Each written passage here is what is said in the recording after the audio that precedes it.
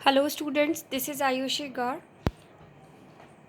मैंने आपको last lecture में एक्सरसाइज 3.1 के कुछ क्वेश्चंस करवाए थे और मैंने आपको एक्सरसाइज होमवर्क में दी थी। बहुत से बच्चे नहीं कर रहे हैं, उनका एक बार भी रजिस्टर का फ़ोटो नहीं आया है। लेकिन जो बच्चे कर रहे हैं उनमें से एक स्टूडेंट ने मुझसे 2 प्रॉब्लम पूछी थी। एक्सरसाइज 3.1 का 3rd एंड 9th क्वेश्चन उन्हें नहीं आ रहा है। तो अच्छी बात है ये कि आपने ट्राई किया, जिसका भी प्रॉब्लम है वो आपने ट्राई किया, प्रॉब्लम पूछी। चलिए हम स्टार्ट करते हैं। 3rd question of exercise 3.1। 3rd question बहुत सिंपल सा है। क्वेश्चन नंबर 3rd जो आपको गिवन है, यहाँ पे हमें दिया है k+4 3 - 1 k-6 is equals to a-1 3 - 4।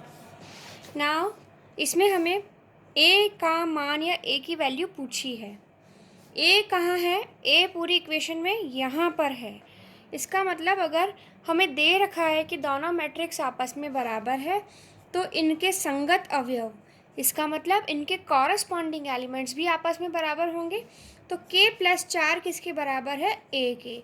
हमें a पूछा है, लेकिन a तो हमें अभी भी नहीं मिल सकता जब तक हमें k ना पता हो। अब k और कहाँ है? k यहाँ पर है, तो हम यहाँ से लिख सकते हैं k-6 बराबर -4। तो k बराबर क्या आ जाएगा? -4 प्लस 6। तो k की क्या वैल्यू आ गई? k हमें मिल गया 2, और जैसे ही हमें k मिला अब हम a की वैल्यू निकाल सकते हैं 2 + 4 which is equals to a। तो a की जो वैल्यू है वो आपकी आ गई है 6। अब नेक्स्ट जो क्वेश्चन है आपका क्वेश्चन नंबर 9। क्वेश्चन नंबर 9 में आपको हमें ये पूछा है ए बी सी की किन वैल्यूज़ के लिए मैट्रिक्स ए एंड बी जो है इक्वल है। अब ये इक्वल कब होंगी, हमसे ये पूछा गया है। अब ए और बी की किस वैल्यू के लिए ए बी सी की किस वैल्यू के लिए दोनों मैट्रिक्स आपस में इक्वल हैं। हमने मान लिया लेट ए बराबर बी कि मैट्रिक्स ए और बी आपस में बराबर है, तो हम क्या कह सकते हैं? a-2 12c 3, ये आपको क्वेश्चन में दे रखा है। b 6b c a 6 3b। अब यहाँ से हम a और b की वैल्यू निकाल लें। इस कंडीशन से जो a और b की वैल्यू आएगी वो वैल्यूज़ के लिए a और b मैट्रिक्स, मतलब कैपिटल A मैट्रिक्स A तथा मैट्रिक्स B आपस में बराबर होंगी। a-2 किसके बराबर है? b के। यहाँ से हम देख रहे हैं 2c, यहीं से हो जाएगा ये तो इजीली। c किसके बराबर है? 3 के। इट मीन c की वैल्यू हमें 3 मिल गई। हमसे इसने क्वेश्चन में क्या पूछा है? a b c हमें फाइंड करना है, ठीक है। तो c तो हमें मिल गया। अब हमें क्या निकालना है? देखिए यहाँ हमें दे रखा है 6b बराबर 12c, इसका मतलब 12c बराबर 6b दे रखा है। तो हमारे पास c तो है, c की वैल्यू मैं यहाँ रख दूँ 12 × 3, तो ये हमारा क्या बन जाएगा? b किसके बराबर आ जाएगा? 12 × 3 और ये अपॉन में 6 6 2 = 12। तो b की जो वैल्यू क्या आ गई? b हमें मिल गया है 6, b हमें 6 मिल गया है, c हमें 3 मिल गया है। अब हम यहाँ से a का मान निकाल सकते हैं। a-2 बराबर 6, a बराबर 6 + 2 बन जाएगा, तो a बराबर आपको मिल जाएगा 8। बहुत ही इजी सा क्वेश्चन था। आई होप इसके अलावा किसी की कोई प्रॉब्लम नहीं होगी। और जिन भी बच्चों ने पढ़ना स्टार्ट नहीं किया है, मैं आपको फिर से कह रही हूँ, आप लोगों को बाद में बहुत ज़्यादा दिक्कत होने वाली है, क्योंकि ये सब चीज़ें मैं स्कूल में दोबारा नहीं करवा सकती हूँ, क्योंकि हमारे पास इतना टाइम ही नहीं होगा। अगर मैं स्कूल में कुछ करवाऊँगी तो इन्हीं का फटाफट रिवीजन करवाऊँगी, ये सारे नोट्स और एक एक चीज़ मैं दोबारा से आप लोगों को, मैं क्या इनफैक्ट कोई भी टीचर नहीं समझा पाएगा, क्योंकि हमें भी नहीं पता है स्कूल्स कब खुलेंगे और उसके बाद में हमारे पास कितना टाइम होगा कोर्स करवाने के लिए। चलिए एक्सरसाइज 3.1 हम लोगों ने कंप्लीट कर लिए। अब हम आगे का कंसेप्ट पढ़ते हैं। अब हम पढ़ रहे हैं operations on matrix, operations on matrix. Operations on matrix को का मतलब क्या है? इसे हिंदी में हम कहते हैं आव्यूह पर संक्रियाएं। आव्यूह पर संक्रियाएं। संक्रिया कौन सी होती है? प्लस, माइनस, मल्टीप्लाई, डिवाइड, जोड़, घटाना, गुणा करना और भाग देना। ये हमारे मैथ्स की बेसिक 4 संक्रियाएं होती हैं। पहली जो संक्रिया है वो है आपकी योग की संक्रिया। इसका मतलब एडिशन। एडिशन, किसी भी 2 मैट्रिक्स का हम एडिशन सिर्फ कब कर सकते हैं? देखिए, पहली condition,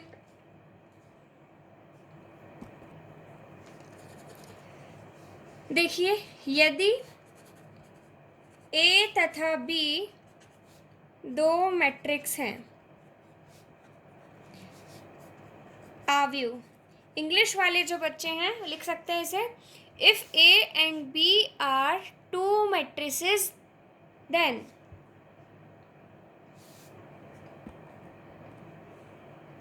we can add them. यदि ए तथा बी 2 मैट्रिक्स हैं तब वह योग के लिए अनुकूल होगी यदि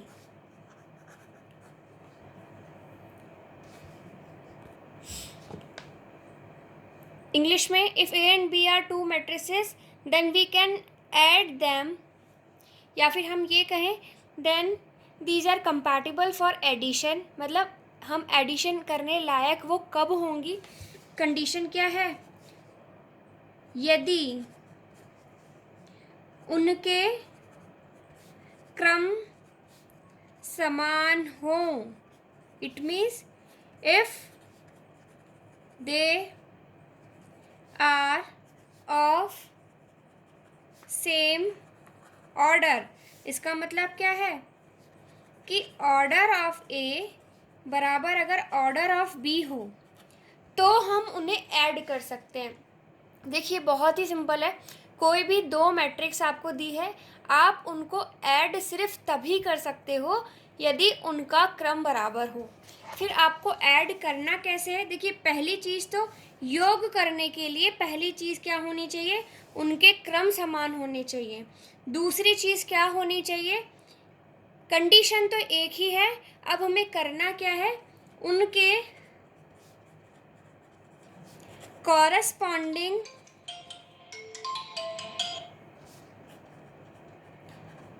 संगत एलिमेंट्स, अवयवों को जोड़ देना है, मतलब ऐड कर देना है। हमें क्या करना है? उनके जो कॉरस्पॉन्डिंग एलिमेंट्स हैं उन्हें ऐड कर देना है। जैसे कि मान लीजिए अगर एक मैट्रिक्स आपको दे रखी है A_I_J, उसका ऑर्डर है m×n। दूसरी मैट्रिक्स B दे रखी है B_I_J m×n। तो अब जब हम इन दोनों मैट्रिक्स को ऐड करेंगे, इनका योग करेंगे, तो योग को हम A+B से रिप्रेजेंट करेंगे। इन दोनों को ऐड करके हम कैसे लिखेंगे? इसके अवयवों को हम इसके एलिमेंट्स में जोड़ देंगे और जो रिजल्टिंग मैट्रिक्स आएगी उसका ऑर्डर भी क्या होगा? m×n। जो रिजल्टिंग मैट्रिक्स मतलब जो A+B, ए में बी को जोड़ने पर जो रिजल्ट आएगा वो भी तो एक मैट्रिक्स होगी, उसका ऑर्डर भी वही होगा जो ए और बी का ऑर्डर था। जैसे कि अब मैं एग्जांपल ले रही हूँ। एक एग्जांपल हमने लिया, मान लीजिए एक मैट्रिक्स ए है 4 0 2 3। दूसरी मैट्रिक्स मैंने ली बी 1 6 7 9। अब मुझे क्या करना है? इन दोनों का क्रम कितना है? 2×2। तो मुझे A+B अगर निकालना है तो मैं ए में बी को कब जोड़ सकती हूँ? मैं देखूँगी क्या ए और बी का क्रम एक जैसा है। हाँ, 2×2 और 2×2। इसका मतलब मैं इन्हें जोड़ सकती हूँ। अगर ये दोनों सेम ऑर्डर की समान क्रम की नहीं होती हैं तो हम इन्हें कभी भी नहीं जोड़ सकते। अब जोड़ने के लिए हमें क्या करना है, संगत अवयवों को, कॉरस्पॉन्डिंग एलिमेंट्स को ऐड करना है। 4 + 1 5, 0 + 6 6, 2 + 7 9, 9 + 3 12। अब देखिए जो a + b हमें मिला है उसका भी ऑर्डर कितना है, 2 × 2। इसका मतलब दो मैट्रिक्स को अगर हम ऐड कर रहे हैं तो रिजल्ट में हमें जो मैट्रिक्स मिल रही है उसका ऑर्डर, उसका क्रम भी वही रहेगा जो कि a और b का था।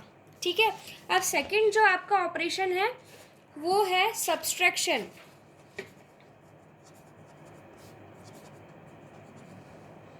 सब्सट्रैक्शन इसे हिंदी में कहते हैं व्यवकलन।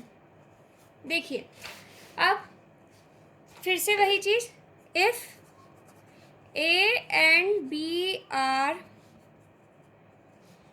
two matrices, यदि a तथा b दो आव्यूह हैं तब हम उन्हें घटा कब सकते हैं,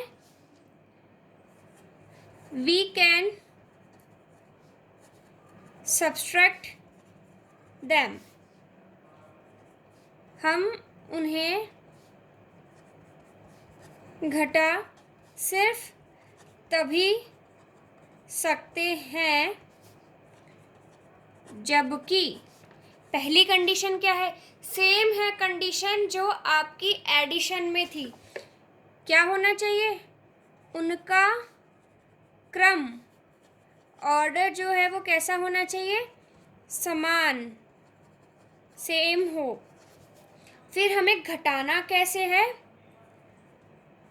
संगत अवयवों को, मतलब कॉरस्पॉन्डिंग एलिमेंट्स को घटाना है। अब देखिए यहाँ पर क्या है, ये सब्सट्रैक्शन एडिशन ये आपके समझने की चीज़ें हैं, इसलिए मैं पूरा हिंदी और पूरा इंग्लिश में आपको नहीं लिखवा रही हूँ, इस तरह से मिक्स करके लिख रही हूँ ताकि आपको समझ में आए। ये कोई एग्जाम में पूछता नहीं है कि सब्सट्रैक्शन कैसे होता है, ये तो आपके समझने के लिए। लेकिन जहाँ पर भी कोई कंसेप्ट आएगा, कोई डेफिनेशन आएगी या कोई थ्योरम आएगी तो उसे मैं पूरा प्रॉपर वे में हिंदी और इंग्लिश दोनों में अच्छे से लिख दूँगी। ये तो सिर्फ समझने की बात है, तो आई होप आप लोगों को समझ में आ रहा होगा।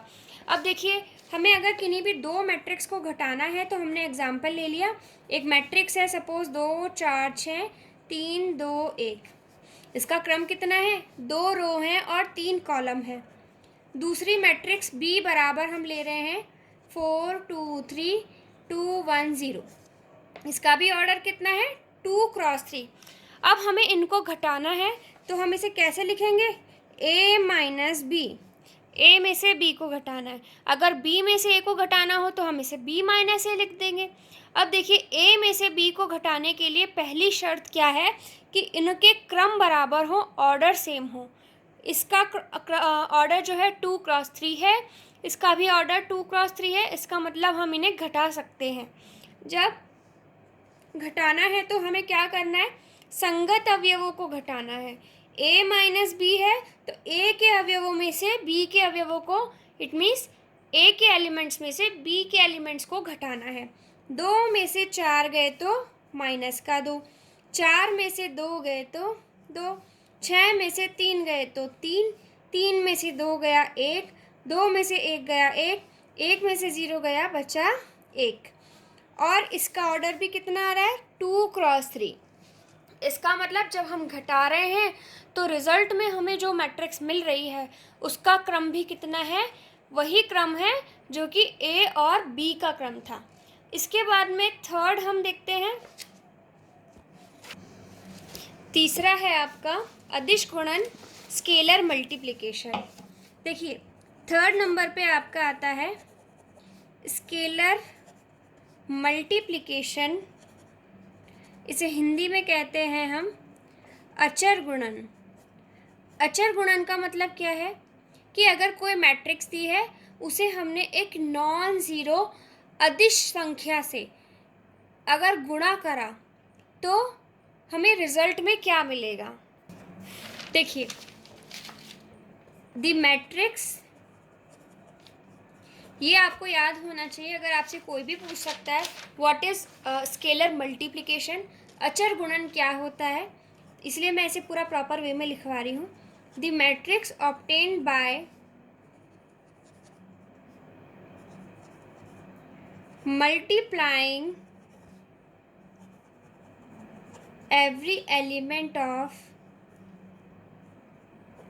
matrix A by any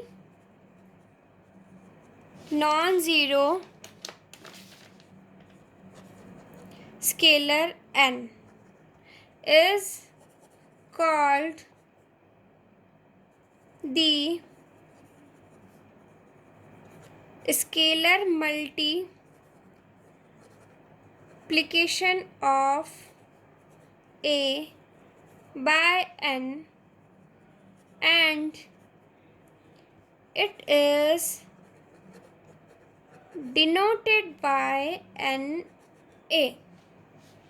देखिए इसे हिंदी में लिखते हैं, फिर बाद में हम समझेंगे कि इसका कहने का मतलब क्या है। स्केलर मल्टीप्लिकेशन, अचर गुणन। अचर गुणन से हमारा मतलब क्या है, अवयव A को किसी अशून्य अदिश संख्या, किसी संख्या की बात हो रही है जो कि 0 नहीं हो सकती, n से गुणा करने पर प्राप्त अवयव NA अदिश गुणन कहलाता है। देखिए अब मान लीजिए कि कोई एक मैट्रिक्स है, इसे पहले लिखते हैं हम, इसे NA से प्रदर्शित किया जाता है। देखिए अगर मान लीजिए कि कोई एक मैट्रिक्स आपको दे रखी है AIJ, जिसका क्रम है m क्रॉस n। अब हमने क्या किया, इस मैट्रिक्स को K से मल्टीप्लाई कर दिया। तो इसका मतलब क्या है कि अगर हमने किसी मैट्रिक्स को K से मल्टीप्लाई किया है तो ये जो अदिश संख्या K है इस मैट्रिक्स के हर एक अवयव, हर एक एलिमेंट से मल्टीप्लाई होगी। जैसे कि हम अगर एग्जाम्पल देखें, एक एग्जाम्पल लेते हैं हम, जैसे A इज इक्वल्स टू, जिन भी बच्चों को ये डेफिनेशन पढ़ के थोड़ा सा लग रहा है कि नहीं टफ है या जो भी है, आप ये प्लीज़ एग्जाम्पल देखिए ध्यान से, बहुत ही सिंपल सा कंसेप्ट है। अगर आपको एक मैट्रिक्स A दे रखी है ये, और हमें बोला है कि इस मैट्रिक्स A को 3 से गुणा करो, तो हम इसे किस तरह से रिप्रेजेंट करेंगे। A को अगर हमने 3 से मल्टीप्लाई किया तो ये क्या बन गया, 3A। तो मैंने क्या किया, इधर भी 3 से मल्टीप्लाई किया तो इधर भी करना पड़ेगा ना, 2 3 1 2। अब स्केलर मल्टीप्लिकेशन क्या कहता है, अदिश गुणन का क्या कहना है कि अगर आपने किसी मैट्रिक्स को एक अशून्य संख्या से गुणा किया है तो वो अशून्य संख्या उस मैट्रिक्स के हर अवयव से, हर एक एलिमेंट से मल्टीप्लाई होगी। इसका मतलब ये 3 जो है इसके अंदर जाके सबसे गुणा होगा। 3 2 ज़ा 6, 3 1 ज़ा 3, 3 3 ज़ा 9, 3 2 ज़ा 4। इसका मतलब ये आपका 3A आ गया। मतलब बहुत सिंपल सा है। A अगर आपको पता है आपको 3A निकालना है तो आप इसके सारे अवयवों को, सारे एलिमेंट्स को 3 से गुणा कर दो, तो ये आपका अदिश गुणन कहलाता है। फोर्थ जो टॉपिक है आपका वो है मल्टीप्लिकेशन। ये लास्ट है आपका ऑपरेशन, क्योंकि मैट्रिक्स में डिवीज़न, भाग नहीं होता है। हमने क्या क्या पढ़ लिया, जोड़ पढ़ लिया मतलब एडिशन पढ़ लिया, घटाना पढ़ लिया मतलब सब्सट्रैक्शन पढ़ लिया, स्केलर मल्टीप्लिकेशन अदिश गुणन पढ़ लिया। अब हम सिंपल गुणन पढ़ रहे हैं, मतलब मल्टीप्लिकेशन पढ़ रहे हैं हम किसका, किन्हीं भी 2 मैट्रिक्स का। अभी हमने पढ़ा था एक मैट्रिक्स को एक अदिश राशि या एक कांस्टेंट से गुणा करना, लेकिन अब हम क्या पढ़ रहे हैं, किन्हीं भी 2 मैट्रिक्स को आपस में गुणा करते हैं तो क्या होता है। अब देखिए ये जो कंसेप्ट है आपको बहुत ध्यान से समझना पड़ेगा, क्योंकि मैट्रिक्स मल्टीप्लिकेशन में मोस्टली सभी लोग कंफ्यूज होते हैं। तो हम मैट्रिक्स मल्टीप्लिकेशन किस तरह से पढ़ रहे हैं देखते हैं। देखिए, यदि ए आपको एक मैट्रिक्स दे रखी है AIJ, बी आपको एक मैट्रिक्स दे रखी है BIJ, ठीक है। इसका ऑर्डर है M क्रॉस N, इसका ऑर्डर है P क्रॉस Q। ये दो मैट्रिक्स जो है आपस में हम इन्हें गुणा कब कर सकते हैं? देखो, एडिशन और सब्सट्रैक्शन के लिए तो सिंपल था कि हम किन्हीं भी दो मैट्रिक्स को आपस में जोड़ या घटा कब सकते हैं, जब उन दोनों का ऑर्डर या क्रम कैसा हो, बिल्कुल बराबर हो। लेकिन मैट्रिक्स मल्टीप्लिकेशन में ये चीज़ नहीं चलती है, यहाँ रूल अलग है। अगर आपको कोई भी दो मैट्रिक्स दे रखी है तो हम उन्हें गुणा सिर्फ तब कर सकते हैं जबकि पहली मैट्रिक्स के नंबर ऑफ कॉलम दूसरी मैट्रिक्स के नंबर ऑफ रो के बराबर हो। इसका मतलब हम इन्हें मल्टीप्लाई सिर्फ तभी कर सकते हैं जबकि n बराबर p के होगा। इसका मतलब ये हो गया कि यदि if number of columns of A is equals to number of rows of B। इसका मतलब कोई भी दो मैट्रिक्स आपस में गुणा कब हो सकती है, जबकि पहली मैट्रिक्स में स्तंभों की संख्या दूसरी मैट्रिक्स की पंक्तियों की संख्या के बराबर हो। मतलब नंबर ऑफ कॉलम ऑफ ए, यदि ए के स्तंभों की संख्या बराबर बी की पंक्तियों की संख्या, ठीक है। आई होप आपको समझ में आ रहा होगा। अब देखिए, मैंने क्या किया, अगर ए को बी से गुणा किया, जैसे कि हम एक एग्जाम्पल ले लेते हैं। मान लीजिए ए एक ऐसी मैट्रिक्स दी है आपको AIJ, जिसका ऑर्डर क्या है M क्रॉस P। बी दूसरी मैट्रिक्स दी है जिसका कि ऑर्डर क्या है आपके पास में P क्रॉस N। हमने क्या पढ़ा है, हम किन्हीं भी दो मैट्रिक्स को सिर्फ तभी मल्टीप्लाई कर सकते हैं जबकि पहली मैट्रिक्स के कॉलम की संख्या दूसरी मैट्रिक्स के रो की संख्या के बराबर हो। ये भी P है, ये भी P है, इसका मतलब हम इन्हें गुणा कर सकते हैं। जब मैं A और B को गुणा करूँगी तो मेरे पास जो नई मैट्रिक्स मिलेगी, अब हमें ये देखना है कि उसका क्रम क्या होगा, ऑर्डर ऑफ ए बी का जो क्रम होगा वो क्या होगा, ध्यान से देखिएगा। ये जो बचा है M क्रॉस N, तो ये जो होगा वो क्रम होगा किसका, AB का। मेरी बात समझ में आ रही है? इसका मतलब ये हो गया कि AB जो मैट्रिक्स आएगी आपके पास में, उसका जो ऑर्डर आएगा वो कितना आना चाहिए, M क्रॉस N आना चाहिए। अब हम देखते हैं एक एग्जाम्पल लेके इसे। एग्जाम्पल मैंने लिया, मान लीजिए एक मैट्रिक्स मेरे पास A है और इसका ऑर्डर मुझे दे रखा है 2 क्रॉस 3। दूसरी मैट्रिक्स मेरे पास में है जिसका कि ऑर्डर मुझे दे रखा है 3 क्रॉस 4। तो क्या A और B का मल्टीप्लिकेशन संभव है? देखिए, इसके कॉलम की संख्या मतलब स्तंभों की संख्या, इसके रोज की संख्या मतलब इसके स्तंभों की संख्या इसकी पंक्तियों की संख्या के बराबर है। पहला वाला हमेशा पंक्तियों को, दूसरा वाला स्तंभ को रिप्रेजेंट करता है, ये हमने स्टार्टिंग में पढ़ा था। यहाँ भी 3 है, यहाँ भी 3 है। हाँ, इसका मतलब हम निश्चिंत हो गए कि A को हम B से गुणा कर सकते हैं, ठीक है। A को B से हम गुणा कर सकते हैं। तो अब ये पूछेगा कि AB का क्रम बताओ, कि जब आपने A को B से गुणा किया तो उसका क्रम क्या है। जब मैंने A को B से गुणा किया तो उसका जो क्रम आएगा वो क्या आएगा, 2 गुणा 4, ये क्या आ गया आपका, इसका जो आपने a को b से मल्टीप्लाई किया तो उसका क्रम आएगा आपका 2 गुणा 4। अब हम बस यहाँ पर ये 2 ही चीज़ें हमें पता होनी चाहिए, उसके बाद में हम मल्टीप्लिकेशन आसानी से कर सकते हैं, ऐसा नहीं है। मल्टीप्लिकेशन करने के लिए आपको बहुत प्रैक्टिस करनी पड़ेगी, क्योंकि मल्टीप्लिकेशन करने में आप लोग कई बार गलतियाँ भी करेंगे, कई बार आप लोग से कंफ्यूजन भी होगा। तो चलिए हम स्टार्ट करते हैं और देखते हैं कि कैसे हमें मल्टीप्लिकेशन करना है 2 मैट्रिक्स का। मैं एक एग्ज़ाम्पल ले रही हूँ।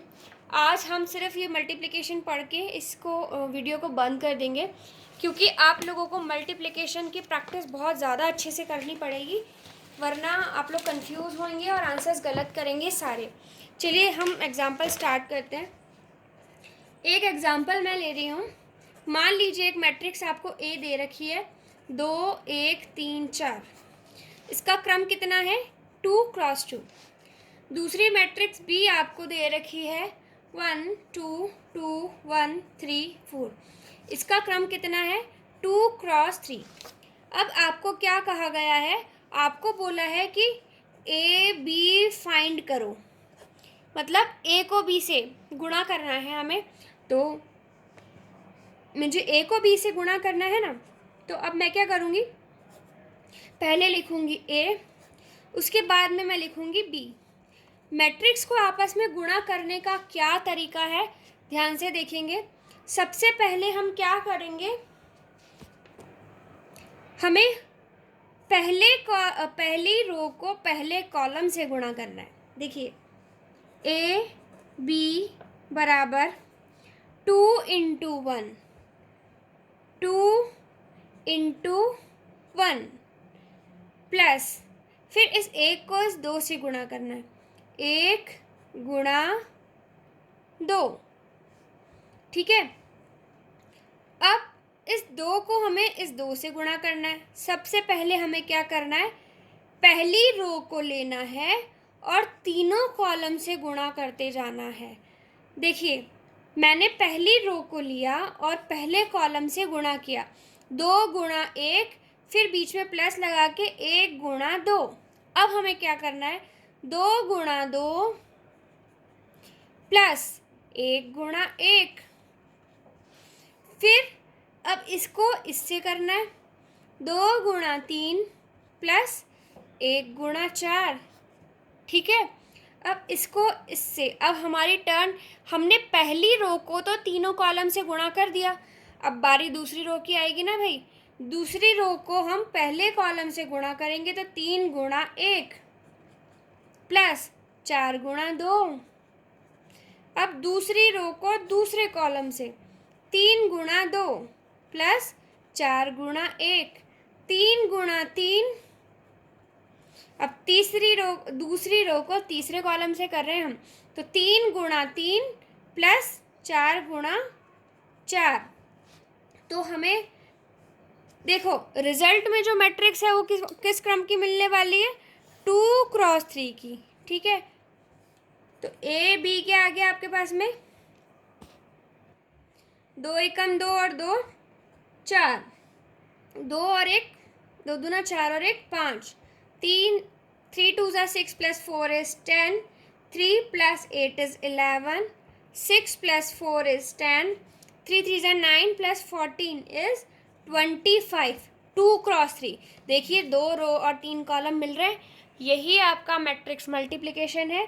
बस यही आपको हर एक मैट्रिक्स में मल्टीप्लाई करते हुए करते जाना है। अब मैं आपको एक तरीका बता रही हूँ मल्टीप्लाई करने का, जिससे आपके गलती होने के चांसेस थोड़े कम हो जाएंगे। चलिए एक एग्जांपल हम और ले लेते हैं। देखो मैं एक एग्जांपल ले रही हूँ,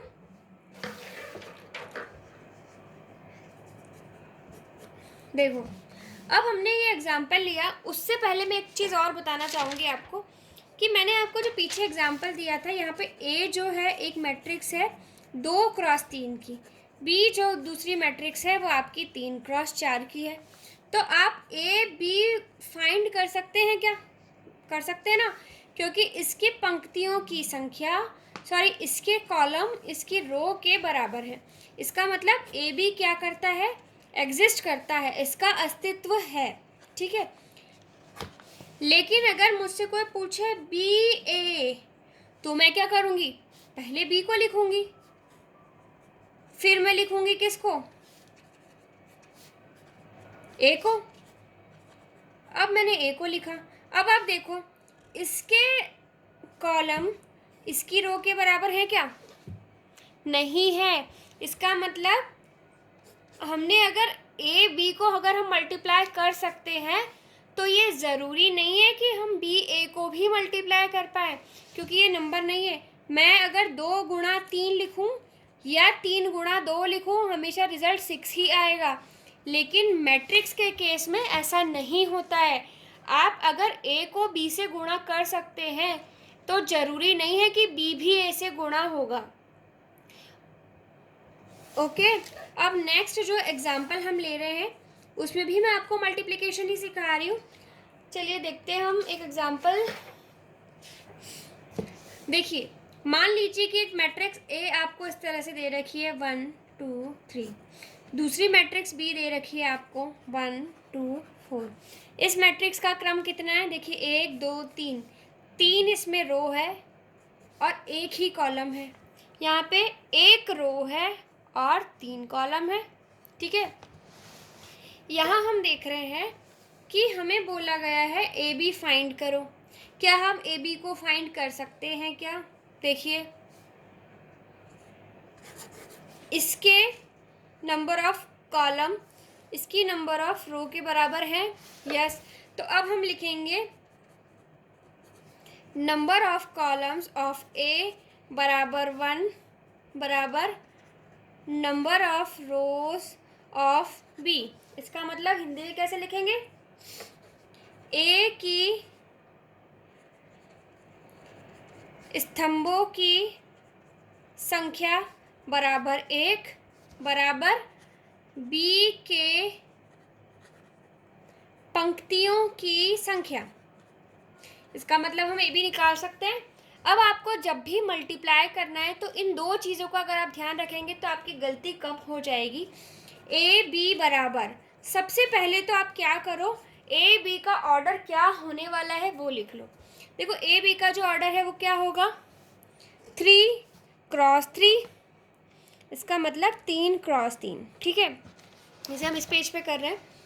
देखिए, ए जो है आपको दे रखा है 1 2 3, बी जो है आपको दे रखा है 1 2 4, इसका ऑर्डर है 3 क्रॉस 1, इसका ऑर्डर है 1 क्रॉस 3, एंड हमें ए बी निकालना है।